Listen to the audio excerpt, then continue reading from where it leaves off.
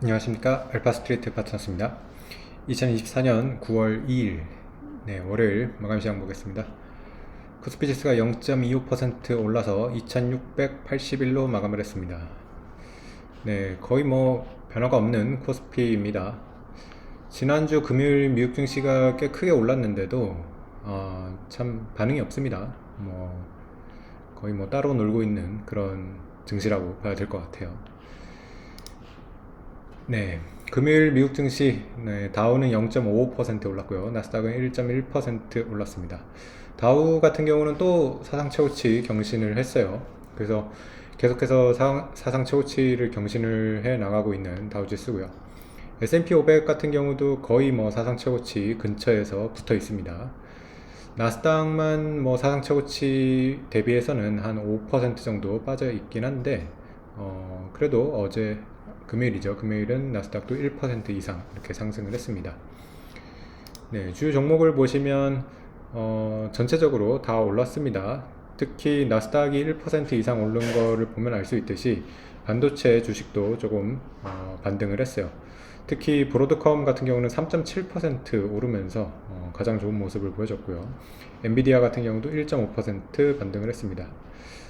그리고 좀 사람들한테 많이 잊혀진 지금 주식이 됐죠. 인텔 같은 경우는 9%가 올랐습니다. 인텔 같은 경우는 워낙 주가가 많이 빠져 있는 그런 상황에서 좀 구조조정 가능성이 보이면서 9% 상승이 이렇게 크게 한번 나왔습니다.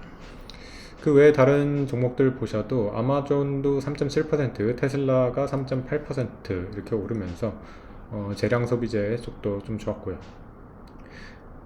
전체적으로 빅테크들 다 올랐는데 애플만 0.3% 이렇게 빠졌습니다. 그리고 소비재 쪽 계속해서 좋은 모습 보여주고 있습니다. 코카콜라 0.5% 올랐고요. 월마트가 1% 오르면서 큰 폭은 아니더라도 지금 필수 소비재 쪽도 계속해서 거의 사상 최고가 계속해서 경신해 나가고 있는 그런 모습입니다. 그리고 또 금융 섹터도 좋았는데요. JP모건이 1.1% 올랐고요.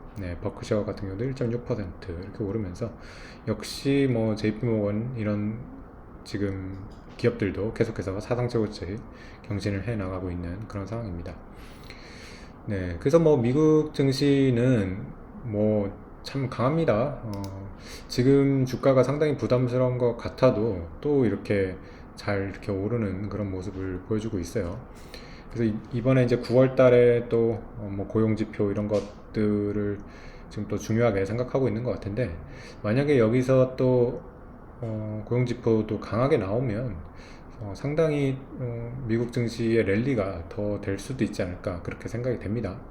물론 9월 달에 지표가 또 안 좋게 나오면 또 경기 침체 우려가 다시 불거지면서 급반전을 할 수도 있는데, 그만큼 앞으로 나오는 지표가 좀 중요해질 것 같습니다. 그래서 미국 같은 경우가 굉장히 비싸 보이지만 그래도 그 지금 지표상으로 보면 아주 비싼 건 아닙니다. 지금 다우 같은 경우는 PER이 예상 PER이 20배 정도가 돼 있고요. S&P 같은 경우는 23배, 그리고 나스닥 100 같은 경우는 29배 정도 됩니다. 물론 S&P 500이 23배는 이거는 평균치보다는 상당히 높은 수준이기는 합니다. 그래서 23배 좀 부담스러울 수는 있는데, 그렇다고 아직 AI 버블이다 이런 식으로 볼 수는 없는 것 같아요. 그래서 오늘 보면 또 LS 증권에서 상당히 우리나라 증시에 대해서 많은 또 얘기를 해줬는데, 일단은 미국 증시를 보면 AI 산업 아직 버블 아니다 이렇게 얘기를 했죠. 그래서 AI 쪽 지금 주식들이 비싸긴 한데 역시 버블은 아니라는 게 아직까지는 그래도 중론인 것 같고요. 한국 주식에 대해서 좀 얘기를 해줬는데, 우리나라 증시의 문제점에 대해서 좀 정확하게 지적을 해준 것 같습니다. 우리 지금 보면 한국 증시는 ROE가 너무 낮습니다. 이게 계속해서 좀 문제가 되고 있는데 ROE가 지금 8.5%밖에 안 되고 있거든요. 이 미국이 거의 15% 정도 ROE가 나오는 거에 비해서는 정말 너무 낮은 그런 수준이고요. 이게 예전에 비해서도 많이 떨어졌어요. 우리 증시 같은 경우는 사실 ROE가 한 10% 정도는 나오는 증시였는데 지금 그보다 더 떨어져 있는 그런 상황입니다. 지금 이렇게 ROE가 떨어지는 이유 중에 가장 큰 원인은 아무래도 과도한 지금 자본이라고 봐야 될 것 같습니다. 2021년에 지금 1800조 정도 코스피 자본 총계가 그랬었는데 지금 올해 2200조가 되고 있습니다. 지금 코스피 기업들의 자본 총계가 2200조씩이나 되는데 순이익이 그렇게 늘지 않고 있어요. 순이익 같은 경우는 2021년이랑 비슷한 수준인 190조 정도 이렇게 나오고 있어서 그러다 보니까 ROE가 8.5%로 계산이 되고요. 8.5%의 ROE인 증시에 뭐 1배 정도 주는 거가 지금 박한 게 아니죠. 네, 그러다 보니까 1배를 딱 계산하면 지금 2790 정도 됩니다. 거의 한 2800 정도가 지금 코스피 100 수준이라서 현재 주가가 뭐 지금 그거보다는 좀 낮기는 하지만은 뭐 지금 아주 싸다고 이렇게 얘기할 수가 없는 그런 상황입니다. 우리 증시만 보면 지금 전 세계 증시 중에서 아직까지도 저번에 코로나 고점을 못 넘고 있는 그런 상황인데 우리 증시의 이제 코로나 때 이제 고점이 3,300인데 여기서도 이런 얘기를 하고 있습니다. 지금 이렇게 과도하게 지금 많은 자본에 대해서 좀 자사주 소각을 하는 것이 가장 효과적인데 뭐 400조 정도 자사주 소각을 하면 바로 다이렉트로 3,300까지는 갈 수 있다 뭐 이렇게 얘기를 하고 있어요. 저도 여기에는 완전히 동의를 하고요. 보면 네, 미국 증시가 이렇게 계속해서 우상향을 하고 저번에 이제 코로나 고점도 훌쩍 넘어서 갈 수 있는 이유가 결국에는 이런 자사주 소각이 굉장히 역할이 큽니다. 네. 자사주 소각을 꾸준히 하고 있기 때문에 계속해서 주식수가 줄어드는 만큼 그만큼 이제 주주한테 환원이 되겠고요. 그러면서 이제 주식 가격이 우상향으로 이렇게 가게 되는 가장 근본적인 이유라고 봐야 될 것 같습니다. 우리 기업 같은 경우는 너무 지금 이런 거를 안 하고 있기 때문에 문제가 많은데 뭐 이렇게 계속해서 지적을 하고 있고요. 그리고 또 밸류 프로그램을 지금 하고 있으니까 결국에는 우리나라 주요 기업들도 자사주 소각을 좀 많이 발표를 하지 않을까 그렇게 기대를 하고 있습니다. 만약에 자사주 소각이 계속해서 나와가지고 진짜 뭐 한 400조 정도 이렇게 나온다고 하면 코스피가 3,300까지 이렇게 바로 갈 수도 있으니까요. 네.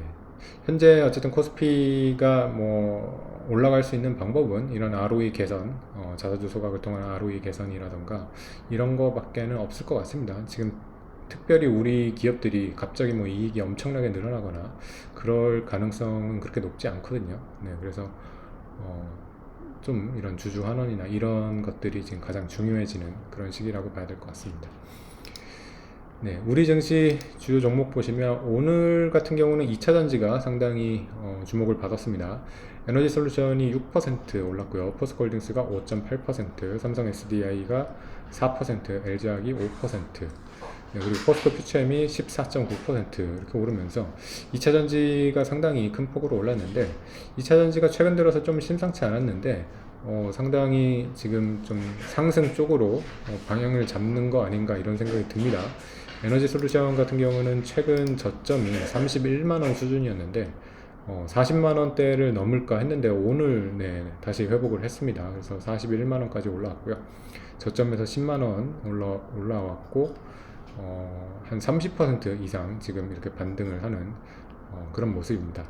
네, 그래서 이번에야말로 2차전지의 좀 조정이 끝나고 다시 상승 추세로 가는 것인가 좀 기대가 되는 그런 상황입니다. 워낙 뭐 2차전지 에너지 솔루션 기준으로 봐도 고점 대비 반토막이 났기 때문에 어느 정도 이제 반등을 할 때는 되지 않았나 그렇게 생각이 듭니다.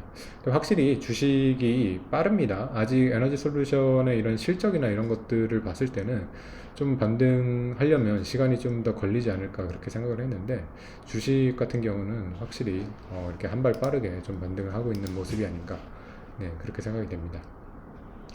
네, 오늘 그래서 뭐 2차전지 정도만 올랐고 나머지 종목들은 그렇게 재미가 없었습니다.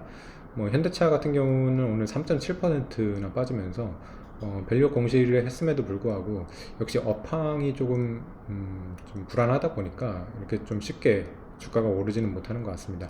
지금 워낙 우리나라도 경기가 지금 상당히 안 좋고, 우리나라는 뭐 경기 침체 우려가 아니라 계속해서 경기 침체였죠. 네, 그러다 보니까 뭐 자동차나 이런 것들이 그렇게 뭐 많이 팔릴 것 같지도 않고요.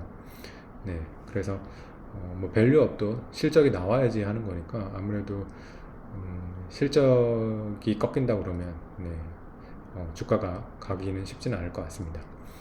네, 그리고 오늘 또 보시면 조선주 같은 경우도 상당히 크게 조정이 나왔습니다. 한국조선해양이 5.6%나 빠졌고요.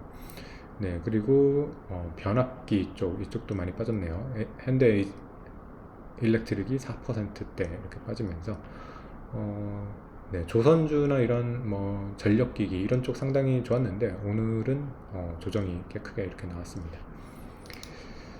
네. 그래서 오늘 뭐 코스피는 뭐 약간 상승을 하긴 했는데 미국 증시가 참 저렇게 날아다니는 거를 봤을 때는 정말 뭐 답답한 마음밖에 들지 않는 그런 모습일 것 같고요. 우리 지금 코스피 차트를 봐도 이때 이렇게 충격을 아직도 제대로 벗어나지를 못하고 있는 그런 모습입니다. 2890대 거의 2900까지 갔었던 증시인데 사실은 이렇게 2900까지 갔을 때는 우리도 드디어 뭐 3300 전고점을 가는가 이렇게 좀 기대를 했었는데 여지없이 이렇게 무너진 상태에서 다시 또 2600, 700대에서 좀 헤어나지 못하고 있는 그런 증시입니다. 네. 네. 어쨌든 뭐 정부에서도 밸류업 이런 거 계속해서 강조하고 있으니까 지금 상황에서는 뭐 그게 우리나라 증시의 유일한 지금 뭐 그나마 기대할 점이 아닌가 네, 그렇게 생각이 됩니다. 그래서 뭐 기업 실적이나 이런 것들이 뭐 드라마틱하게 좋아질 수는 없으니까요. 네, 자사주 소각이나 이런 것들 좀 많이 나오기를 기대해 보겠습니다. 네, 오늘 시간은 여기까지 하겠습니다. 감사합니다.